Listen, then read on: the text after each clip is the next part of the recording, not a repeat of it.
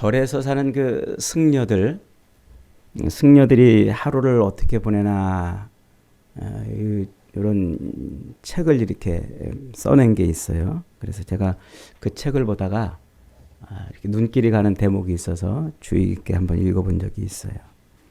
절에서의 하루는 새벽 3시에 시작한대요. 새벽 3시.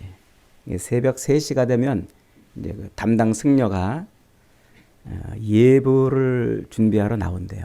예불을 준비하러. 나와가지고는 이제 점점 큰 소리로 3번, 그리고 점점 작아지는 소리로 3번 이렇게 목탁을 두드리면서 개송을 부른대요. 그걸 이제 도량석을 한다 이렇게 말을 해요. 도량석은 그 예불을 드리는 장소를 이제 깨끗하게 정결하게 하는 것을 말한답니다. 그리고 이제 개송이라는 것은 불교에서 우리 찬송가 흉내를 내 가지고 불교에서 부르는 이제 찬미 노래라고 그러죠. 이제 그렇게 목탁을 두드리면서 또 개송을 부르면서 그 도량, 예불을 드리는 장소 이 도량을 이렇게 돌면서 하는 일이 뭐냐? 이 목탁 소리로 모든 미물들, 모든 중생들을 깨운대요. 그 떡떡떡 소리를 내면서 이제 미물들, 중생들을 깨운대요. 빨리 일어나라, 잠에서 깨라, 이제 그런다는 거죠. 그 다음에 이거 노래를 암송함으로써 자기의 입을 이제 깨끗하게 하는 거래요. 온갖 이런 더러운 말을 쏟아냈던 그 입으로 뭔가 이렇게 예불 하기가 이제 안 되니까 이제 입을 깨끗하게 하는 시간이래요. 그러면서 이제 잡신들이 이렇게 오는 것을 막아내고 그렇게 함으로써 진리를 깨우치는 열쇠를 받는다 이렇게 표현을 하더라고요. 그래 도량석이 끝나면 이제 사물시연과 종송이 시작이 됩니다. 사물시연은 4가지 물건으로 종을 치는 거예요. 그 4가지는 법고, 문어, 운판, 범종이라고 하는데 어떻게 생긴지는 저도 잘 모르겠어요. 법고, 목어, 운판, 범종. 아침에는 28번, 밤에는 33번을 친답니다. 그렇게 종을 이제 목탁 대신에 또 종을 치면서 외우는 개송을 종송이라고 하는데 이번에는 왜 종을 치느냐? 왜 종을 치느냐면 말과 글로 진리를 전달할 수 없는 가축들 혹은 짐승들 혹은 새들 그리고 저 지옥에 있는 중생들에게 이 종소리로 진리를 전달하려고 하는 거랍니다. 굉장한 배려죠. 말 못하고 듣지 못하는 짐승들이나 그런 미물들에게 진리를 전달하려고 이렇게 한다는 것이죠. 이렇게 이제 준비가 되면 그래서 도량석, 예불을 드릴 장소를 깨끗하게 하는 그런 준비가 되면 이제 예불을 시작한다고 그러죠. 아침에 1번, 저녁에 1번, 하루에 2번씩. 그 예불은 왜 하는 거냐? 예불은 귀의하려고 하는 거랍니다. 어떤 것에 귀의하느냐 하면 첫째로는 이제 부처에 귀의하고 두 번째는 삼라만상의 그 불변하는 진리, 세상 모든 삼라만상에 변하지 않는 아침에 해가 뜨고 저녁에 지고 달이 뜨고 지고 하는 이런 또 봄이 되면 꽃이 피고 가을이 되면 열매를 맺는 이런 삼라만상의 모든 불변하는 진리, 그 진리의 법칙에 내가 한 걸음 더 다가가는 거예요. 그 다음에 3번째로 이제 그 진리를 받아들여서 섬기는 그 진리에 순응하며 사는 그 사람들과 더불어 살기 위해 이렇게 예불을 드리는 거래요. 이러니까 지금 무슨 설법하는 시간 같아요. 설교 시간입니다. 설교. 근데 그 중에서 제가 제일 이렇게 감동 있게 읽은 대목이 어디냐면 이제 하루를 맞이하는 그 불자들, 그 승려들의 그 마음의 준비예요. 마음의 준비. 그들이 그렇게 새벽 예불을 드리기 전에 종소리와 함께 개송을 외우면서 마음을 이제 준비하는데 자기 입도 청소하고 마음도 이제 준비하는데 어떤 마음이냐 하면 그 하루를 만물과 모든 만물과 그다음에 일체의 생명 있는 것들, 중생들과 함께 할 수 있는 마음을 갖게 해달라는 거예요. 그러니까 세상에 이런 만물들과 또 호흡하는 그런 중생들과 그들을 다 마음에 내가 품고 살 수 있는 그런 하루가 되기를 바란다는 것이죠. 이야, 그 참 대단하지 않아요? 자기 마음에 모든 만물과 중생들을 가득 싣고 그렇게 인생의 바다를 항해하는 인생이 되고 싶다는 겁니다. 저는 그 대목에서 깜짝 놀랐어요. 이야, 참 자기 마음을 그렇게 넓혀가지고 말이죠. 모든 만물들을 마음에 담고 만물을 생각한다는 거 아니에요? 다. 그 다음에 이제 호흡하는 중생들, 저 사람들도 한번 내가 생각해 본다는 거 아니에요? 정말 아침에 눈 뜨고 일어나서 허겁지겁 하루를 살아가는 우리들이잖아요. 그저 욕망과 내 욕심을 채우기에 바쁘고 어떻게 하면은 남들보다 더 일찍, 더 높이, 더 큰, 더 능력 있는 그런 삶을 살까 몸부림치며 하루를 시작하는 일반 사람들하고는 확실히 다른 거예요.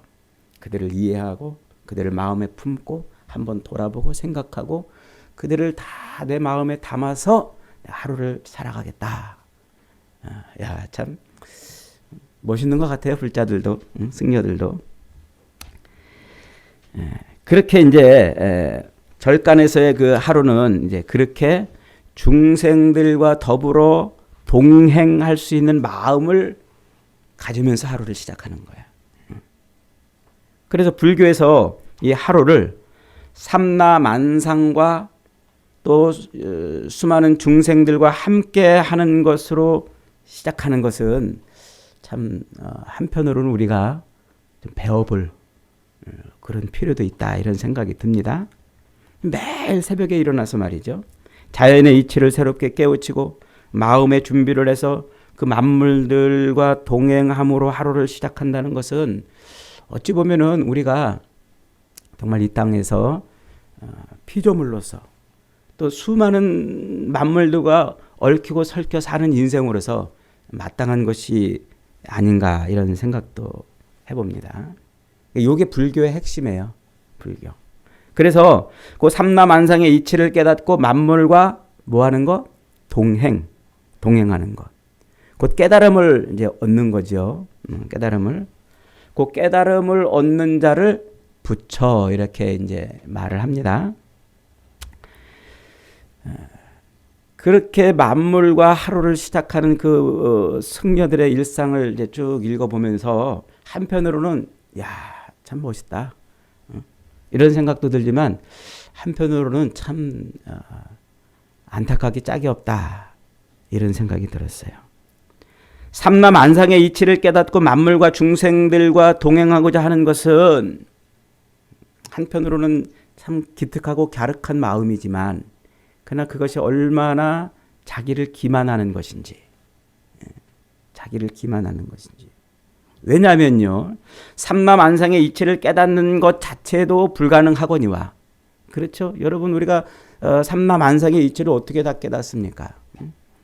그 욥기에서 하나님이 욥에게 질문하잖아요. 야, 네가 해가 어떻게 뜨는지, 저 해가 왜 밤에 내려가고 달이 뜨는지 네가 아느냐? 저 식물이 왜 꽃을 피고 언제 열매를 맺는지 네가 아느냐? 욥은 한마디 대답도 못하잖아요. 삼라만상의 모든 자연의 이치들이 그렇게 돌아가는 원리와 법칙들을 우리가 어떻게 다 깨닫겠냔 말이죠. 가능하지 않아요. 또 그런 삼라만상의 그 이 법칙과 이치를 깨닫는 것도 불가능하지만 우리는 만물과 뭐 할 수 없어요? 동행할 수 없어요. 동행. 만물과 동행한다는 것은 이것은 신의 영역입니다. 인간의 영역이 아니에요. 그러니까 여러분 생각해 보세요. 나와 누군가가 이렇게 동행, 평생을 함께 하겠다고 그렇게 다짐을 하고 언약을 한 사람들이 살다가 서로 찢어지고 갈라지는 이유가 뭡니까? 동행이 안 되기 때문에 그러는 거예요. 결혼할 때 검은 머리 팥뿌리가 되도록 동행, 동거, 동고, 동락, 고통도 함께하고 희락도 함께하겠습니다. 그렇게 하지만 그러나 시간이 지나면 서로 으르렁거리고 싸우는 게 인간이란 말이에요. 그래서 우리가 중생들과 이 동행한다는 것은 불가능한 거예요. 그저 마음의 위로를 받으려고 하는 정도인 거죠. 이것은 인간이 할 수 있는 일이 아니기 때문에 그래요. 제가 어릴 때 다리를 한번 크게 다친 적이 있는데요. 저희 어머니가 그냥 놀래가지고 저를 피를 질질 흘리는 저를 데리고 병원을 이제 데려갔는데 해필이면 조산소로 데려갔어요. 다리를 꼬매는 어머니가 알고 있는 병원은 이제 그 병원이셨던 것 같아요. 그래서 거기서 이제 누워 있는데, 막 여자들이 막 비명을 지르는 거예요. 왜 그러나 그랬더니 이제 아기를 낳는 여자들이 소리를 지르는데, 근데 그 소리보다 제가 더 아파가지고 얼마나 제가 막 힘들었는지 몰라요. 우리 어머니가 밤새도록 저를 옆에서 간호를 하셨어요. 근데 우리 어머니가 그렇게 밤이 꼴딱 새도록 옆에서 저를 간호했지만은 제 아픔이 이만큼도 사그라들지 않았어요. 어머니가 그렇게 함께 하고 있지만 제 고통은 줄어들지 않는 거예요. 여러분 그렇지 않아요? 여러분 주변에 여러분 인생에 어려운 일이 있을 때 누가 옆에서 함께 한다고 해서 그 고통이 사그라들고 줄어든 거 봤습니까? 그냥 옆에 있는 정도예요. 위로는 되죠. 말로 조금 이렇게 위로하면 위로는 되지만 그러나 고와 락을 함께 나눌 수가 없는 거예요. 이건 우리 인간의 영역이 아니기 때문에 그래요. 저는 지금 불교의 교리를 비판하려고 그러는 건 아닙니다. 이 만물과 동행하고자 하는 그들의 종교 의식 속에 진정한 동행이 있는지 그걸 물어보고 있는 겁니다. 여러분, 우리 인생의 진정한 동행은 어디서 비롯되는 걸까요? 동행이라는 말 속에는 다음 네 가지가 들어있어요. 동행이라는 말. 첫째, 동거. 함께 거하는 거예요. 함께 거하는 거. 둘째, 동행. 함께 행하는 거죠. 세 번째, 동고. 고락을 함께 나누는 거. 동락. 즐거움을 함께 나누는 거. 이 모든 말을 하나로 묶은 것이 뭐라고요? 그것이 동행이라고 하는 거예요. 이것이 어찌 사물의 이치를 깨닫고 이것이 만물의 이치를 마음에 받아들임으로써 가능한 것이겠냔 말이죠. 동거나 동행이나 동고 동락은 진정 그것을 나눌 수 있는 인생은 아무도 없어요. 그것은 누구의 것이기 때문에? 하나님의 것이기 때문에 그래요. 그래서 오늘 본문에 예수님은 십자가에서 죽으시고 부활하셔서 3일 만에 부활하시고 제자들 앞에 나타나서 지금 뭘 약속하고 있어요? 동행을 약속하고 있어요. 볼지어다 내가 세상 끝날까지 너희와 항상 함께하리라. 내가 세상 끝날까지 너희와 항상 함께하리라. 이것을 네 글자로 줄이면 뭐가 됩니까? 임마누엘이 되지요. 임마누엘. 이게 바로 동거, 동행, 동고 동락인 것입니다. 성경의 동행은 하나님의 언약에서부터 시작이 돼요. 우리 인생이 그래서 하나님과 함께 할 수 있는 인생이 되는 것은 하나님이 약속을 하셨기 때문에 그래요. 죄에 빠진 인생들을 하나님께서 홍수로 심판하십니다. 오직 하나님을 경외했던 노아의 8식구 가족만 살아남습니다. 홍수가 끝나고 방주 밖으로 나온 노아의 가족이 제단을 쌓고 하나님께 예배를 드립니다. 그때 하나님께서 그 노아와 가족들의 제사를 받으시고 그리고 노아에게 놀라운 약속을 해주셔요. 그 약속이 창세기 8장 22절에 보니까 이렇게 말씀하십니다. 땅이 있을 동안에는 심음과 거둠과 추위와 더위와 여름과 겨울과 낮과 밤이 쉬지 아니하리라. 이게 무슨 뜻입니까? 하늘의 해와 달과 별들이 제자리를 지키고 서로 동행하며 그에 따라서 땅 위에서 봄, 여름, 가을, 겨울이 쉬지 않는 것은 이게 우연히 생긴 것이 아니고 어쩌다가 일어나는 일이 아니고 하나님의 약속에서 비롯된 것이란 말이에요. 하나님이 지금 노아에게 뭐라고 말씀하십니까? 땅이 있을 동안에는 심음과 거둠과 추위와 더위와 여름과 겨울과 낮과 밤이 쉬지 아니하리라. 하나님의 약속에 의한, 이 신적인 작용에 의한 그런 일이 만물이 서로 동행하는 일이었어요. 불교인들은 만물의 동행이 우연이 된 것이고 그 우연에 자기의 마음을 일치시키는 것이 도를 깨닫는 것이라고 생각했습니다만, 사실 이 모든 만물의 동행은 하나님께서 사람과 맺은 언약 때문에 일어난 것이란 말이죠.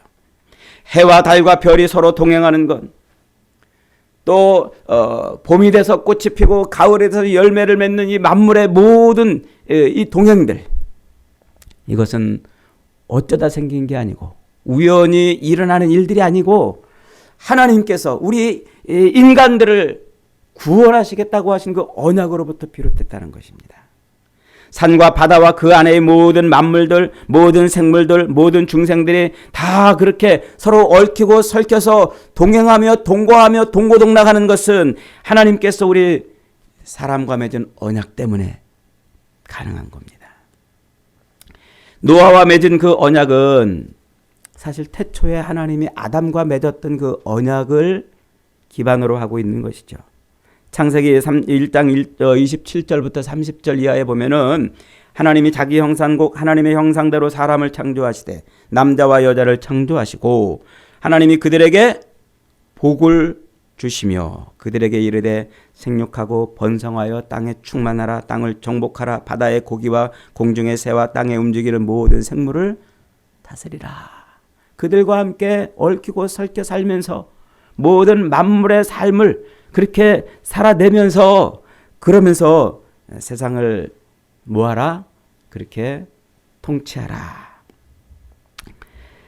하나님이 가라사대 내가 온 지면에 씨 맺는 모든 채소와 씨 가진 열매 맺는 모든 나무를 너희에게 주노니 너희 식물이 되리라. 또 땅의 모든 짐승과 공중의 모든 새와 생명이 있어 땅에 기는 모든 것에는 내가 모든 푸른 풀을 식물로 너희에게 주노라 하니까 그대로 되었다 그랬어요. 그러니까 꽃이 피고 열매를 맺고 봄이 돼서 꽃이 피고 가을이 돼서 열매 맺는 이런 모든 계절의 변화나 또 그 계절의 변화 속에서 자기 생명대로 자기 삶을 살아가는 모든 만물들은 다 무엇 때문에요? 하나님의 언약이 있기 때문에 비로소 움직이는 거예요. 그러니까 삼라만상의 모든 이런 현상들, 이런 이치들, 이런 진리들은 우연히 된 게 아니라 어쩌다 일어난 것이 아니고 지금 살아계신 하나님께서 우리 인간을 통해서 하고 싶은 일이 있기에 세상이 돌아가게 만들고 있다는 거예요. 이게 여러분 눈으로 보여야 돼요. 성경을 읽을 때 이게 보여야 됩니다. 정리하면 자연 삼라만상이 서로 동거하며 모든 만물들이 서로 얽히고 설켜서 자기 삶을 살아내는 것, 그리고 그 안에 있는 인간들이 서로 동거하며 인간과 자연이 함께 살게 된 것은 하나님께서 우리 인간에게 맺으신 언약 때문에 그렇다는 거예요. 언약의 하나님께서 우리와 동거, 언약의 하나님께서 우리와 동행, 그리고 그 언약의 하나님께서 동고, 동락하시기 때문에 지금 세상 모든 만물과 인류 역사는 보존되고 진행되고 지탱되는 것이라는 겁니다. 따라서 우리 성도들은 불자들처럼 깨우침에 근거하여 만물과 동행하는 것이 아니고 오직 하나님께서 우리와 맺은 언약을 붙들고 지킬 때 비로소 우리는 동행의 삶을 사는 거예요. 오직 하나님께서 우리와 맺으신 언약을 붙들고 그것을 지키며 살 때 비로소 우리는 동행이 가능한 삶을 사는 것이란 말이죠. 이 동행의 약속이야말로 성경이 담고 있는 최고의 약속이고 가장 깊은 약속인 거예요. 그래서 성경은 얼마나 내가 너와 함께하리라, 내가 너와 함께하리, 너를 버리지 않고 너를 붙들고 영원히 너를 지키고 너와 함께하리라는 이 말씀을 얼마나 많이 하고 있는지 몰라요. 우리가 무신경하게 이거 성경을 읽어서 그렇지 가만히 읽어보면 구절마다 하나님이 우리와 함께 하신다고 말씀하시요. 신명기의 모든 말씀이 다 그 말씀 아닙니까? 여호와 그가 네 앞에서 가시며 너와 함께하사 너를 떠나지 아니하며 너를 버리지 아니하시리니 너는 두려워 말라 놀라지 말라. 여호수아 1장 9절에서 두려워하지 말며 놀라지 말라. 내가 어디로 가든지 네 하나님 여호와가 너와 함께하시느니라.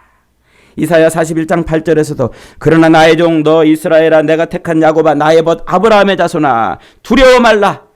내가 너와 함께함이라. 놀라지 말라. 나는 네 하나님이 됨이라. 내가 너를 굳세게 하리라. 참으로 너를 도와주리라. 참으로 나의 의로운 오른손으로 너를 붙들리라. 이사야 43장 1절에서 야곱아 너를 창조하신 여호와께서 지금 말씀하시느니라. 이스라엘아 너를 지으신 이가 말씀하시느니라. 너는 두려워 말라. 내가 너를 구속하였고 내가 너를 지명하여 불렀나니 너는 내 것이라. 네가 물 가운데 지날 때에도 내가 함께할 것이라. 불 가운데도 함께할 것이다. 강을 건널 때에도 물이 너를 침범하지 못할 것이며 네가 불 가운데로 지나가도 타지 아니할 것이라. 불꽃이 너를 사르지 못하리라. 구약 성경 어디를 들춰봐도 이 말씀이 떠나질 않아요. 하나님이 우리와 함께 하신다. 우리를 붙들어 주시고 끝까지 물을 건너가도 불 가운데 지나가도 우리를 결코 내버려 두지 않는다. 그 실제로 하나님이 그렇게 그 약속대로 이스라엘 백성들로 그렇게 사셨잖아요. 광야 40년 동안에 하나님은 매일 만나를 먹여주시고 반석에서 물을 내어서 갈증을 해갈시켜 주시고 불기둥으로 체온을 높여주시고 구름기둥으로 더위를 막아주시고 그것도 모자라서 하나님께서는 이스라엘 백성들 진 한가운데 성막을 지으시고 거기에 임재 동행하셨잖아요. 함께 거하셨잖아요. 그 동행을 통해서 백성들이 자기의 지은 죄들을 용서받고 그 죄로 말미암아 죽을 수밖에 없던 인생들이 치유되고 회복되는 놀라운 역사가 바로 거기서 일어났었던 것이죠. 그런 광야 40년의 동행은 거기서 멈추지 않고 가나안 땅에 들어가서도 여전히 하나님이 함께 하셨어요. 솔로몬을 통해서 성전을 짓게 하시고 그 성전을 통해서 하나님은 그들과 함께 하셨어요. 역대하 7장 12절 이하에 보니까 하나님께서 솔로몬이 성전을 다 지어놓고 하나님 앞에 제사를 드리고 기도를 딱 끝내니까 하나님께서 솔로몬에게 뭐라고 말씀하십니까? 역대하 12장 7장 12절 이하입니다. 밤에 여호와께서 솔로몬에게 나타나사 그에게 이르시되 내가 이미 네 기도를 들었고 이곳을 택하여 내가 제사하는 성전을 삼았으니 내 이름으로 일컫는 내 백성이 기도하여 내 얼굴을 찾으면 내가 하늘에서 듣고 그들의 죄를 사하고 그들의 땅을 고칠지라. 이는 내가 이미 성전을 택하고 거룩하게 하여 내 이름을 여기에 영원히 있게 하였음이라. 내 눈과 내 마음이 항상 여기에 있을 것이다. 내 눈과 마음이 항상 어디에 있을 것이다? 성전에 있을 것이다. 여러분, 하나님의 동행, 동락은 바로 성전에서 누리는 은혜고 성전에 주어진 약속인 것을 잊어버리지 마시기 바랍니다. 우리가 성전을 떠나서는 하나님의 동행을 누릴 수 없어요. 성전을 떠나서는 하나님의 동거를 누릴 수 없고 우리의 고통을 해결해 주시는 그 주님의 동거를 누릴 수 없어요. 우리의 즐거움을 함께 즐거워해 주시는 동락을 누릴 수가 없어요.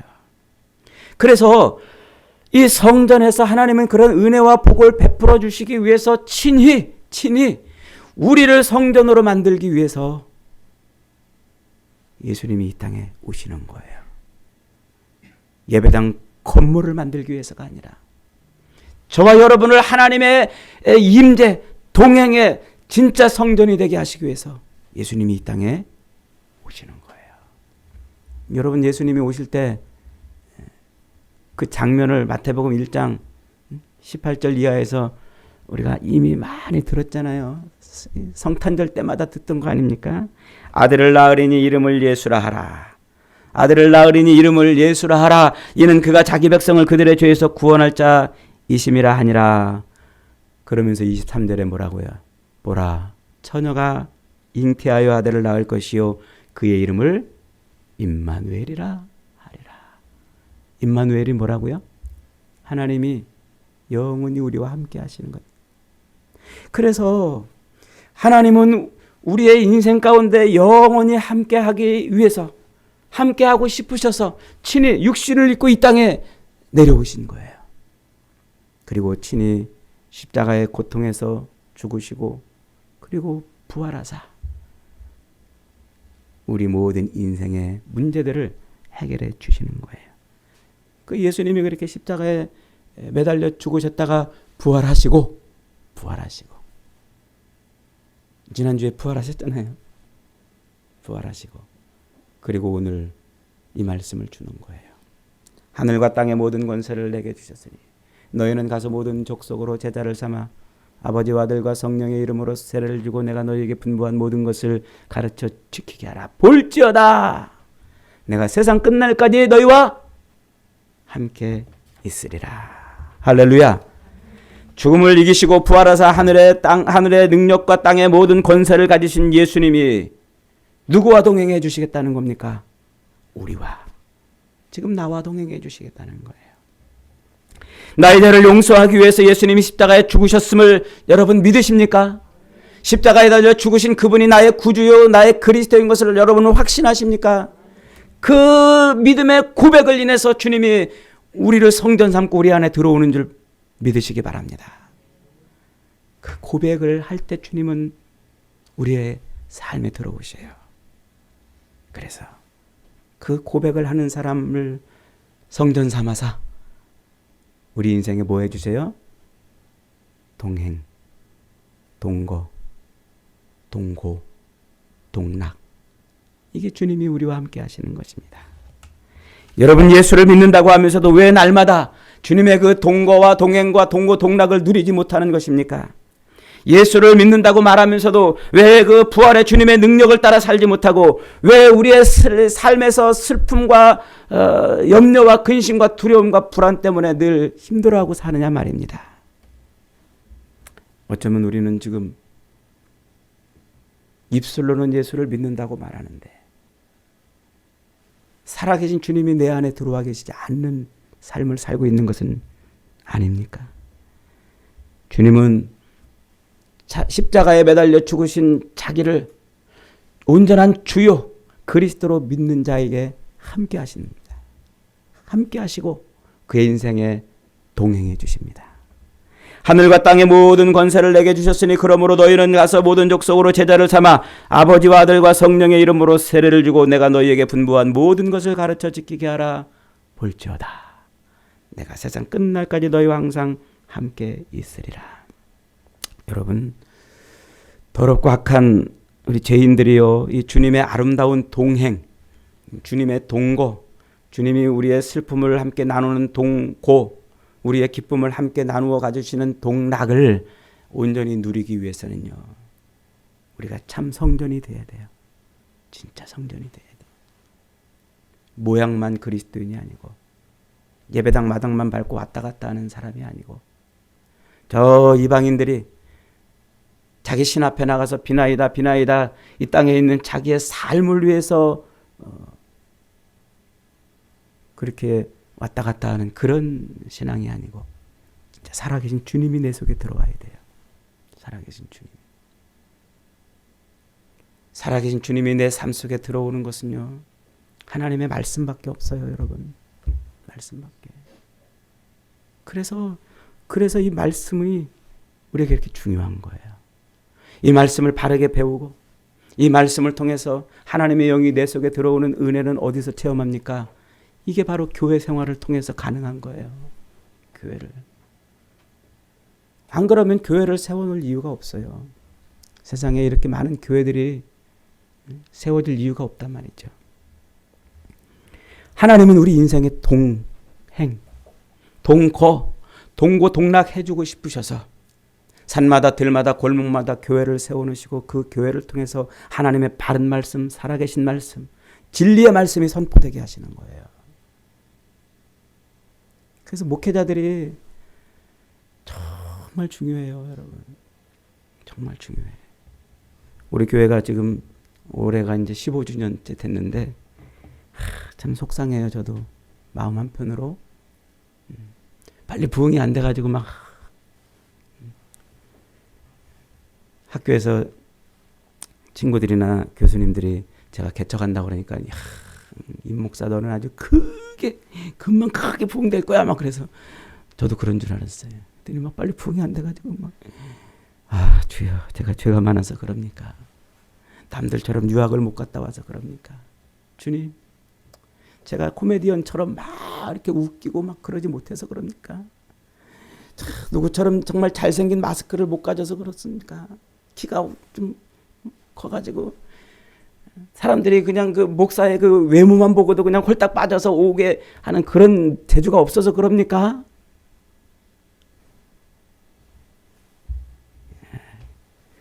그럴까요? 아니에요?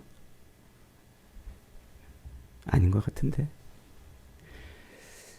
근데 이제 말세가 되면 여러분 세상에 뭐가 점점 사라진다고요? 말씀이 점점 사라진다고요. 말세가 되면. 사람들이 기갈해요. 목말라 해요. 뭘로 목말라 할까요? 물이 없어서 돈이 없어서가 아니고 말씀이 없어서 그런다고 그러잖아요. 그 오늘날 보면은요 사람들이 정말 진리의 말씀을 못 찾아서 유튜브 들어가 보세요. 여러분 유튜브 너무 많이 보지 마세요. 엉터리 같은 막 그냥 설교해가지고 막 우리의 감정을 막 흔들어가지고 막 그게 마치 믿음 생활인 것처럼 그렇게 하는 영상들이 너무 많아요. 말씀이 없어요, 진짜. 여러분 하나님의 진리의 말씀에 목숨을 거시기 바랍니다. 그래서 이 말세에는 점점 더 말씀이 좀 희귀한 시대가 된다고 그러잖아요. 바른 말씀을 전하는 교회들이 점점점. 그래서 제가 어느 날 마음을 탁 내려놨어요. 주님, 주님도 12명밖에 못 모으셨잖아요. 저도 이 정도 모았으면 뭐 주님만큼 한 거 아닌가 싶어요. 그죠? 그래서 제가 기도를 바꿨어요. 주님, 많은 사람들을 데리고 목회를 하는 것이 아니라 정말 하나님의 말씀에 붙들려서 그의 인생을 전폭적으로 우리 하나님께 붙들려 사는 한 영혼이라도 내가 그렇게 목회하고 가겠습니다. 사랑하는 여러분, 세상에 교회가 세워지는 건 어쩌다 세워지는 게 아니에요. 우연히 세워지는 게 아니에요. 그리고 그 교회의 예배당의 문을 들락달락 할 수 있는 것도요, 이게 우연히 되는 게 아니에요. 하나님께서 하고 싶은 일이 있기 때문에 그런 거예요. 이 교회를 통해서도 저와 여러분을 통해서도 하고 싶은 것이요. 여러분 세상에 있는 사람들은 수많은 사람들이 살고 있지만 딱 두 종류의 사람뿐이에요. 하나는 우리 하나님과 동행하는 사람, 하나는 마귀와 동행하는 사람이에요. 에녹은 300년을 하나님과 동행하다가 갔다고 그러잖아요. 그 에녹이 어떻게 300년을 하나님과 동행하다가 갔을까요? 예전에 제가 창세기 강의 때 한번 말씀드렸죠. 에녹의 그 자식의 이름이 뭐예요? 무드셀라. 무드셀라 이름이 뭐예요? 그놈이 죽으면 세상에 종말이 온다, 이 뜻이에요. 아들을 딱 낳는데 하나님이 그 아들 이름을 줘줘요. 그 아들 이름이 뭐예요? 저놈이 죽으면 세상에 종말이 온다. 그러니까 얼마나 기가 막힌 이름이에요. 저놈이 죽을까봐 늘 노심초사. 그러니까 그 아들을 볼 때마다 그는 뭘 생각해요? 종말을 생각하는 거예요. 하나님의 그 마지막 때를 생각하는 거예요. 마지막. 그가 어느 날 갑자기 푹 쓰러져 죽으면 종말이 오잖아요. 심판이 오는 거예요. 그러면 하나님의 심판을 목전에 두고 있는 사람은 어떻게 살아요?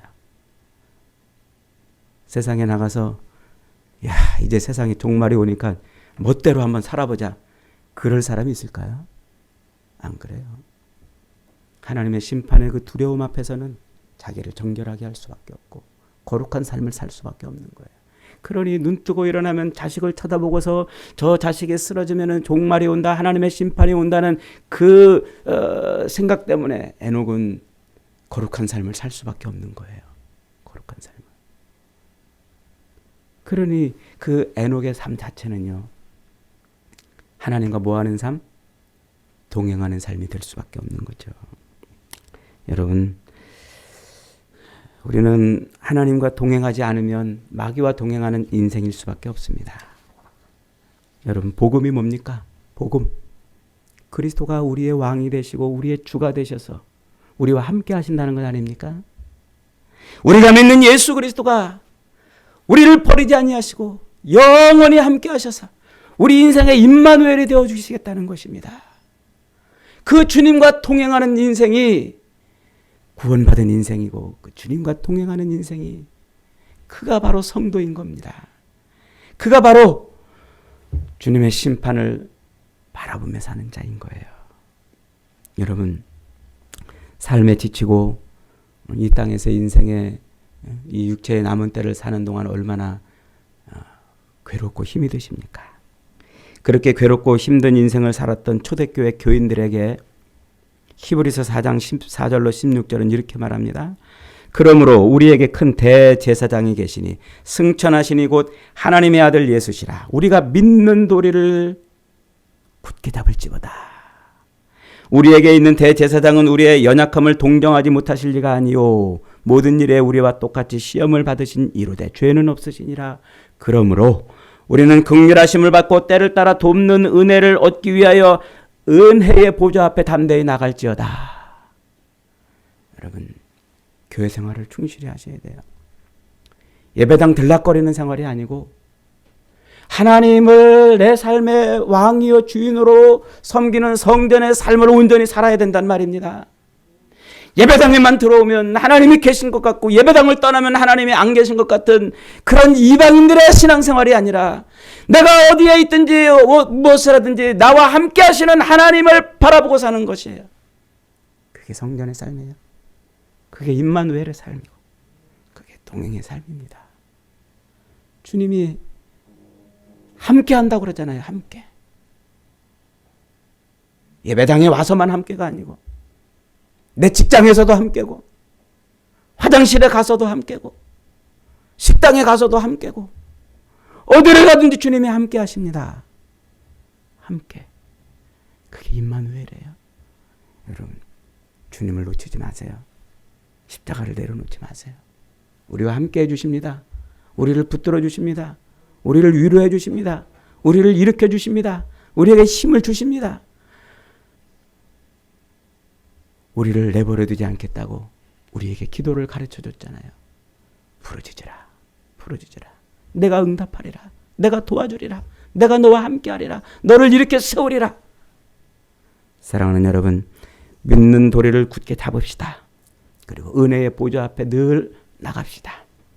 그럴 때 하나님은 우리 인생의 영원한 임마누엘로 함께 하셔서 주님의 영광을 날마다 누리게 하실 것입니다. 우리 소풍교회에 속한 모든 여러분들은 날마다 시마다 때마다 일마다 주님과 동행하는 인생 되시기를 축복합니다. 그래서 우리의 모든 것을 함께 나누고 싶어 하시는 주님과 모든 것을 나눠서 매일매일 즐겁고 기쁜 삶이 되시기를 주님의 이름으로 축복합니다. 아멘.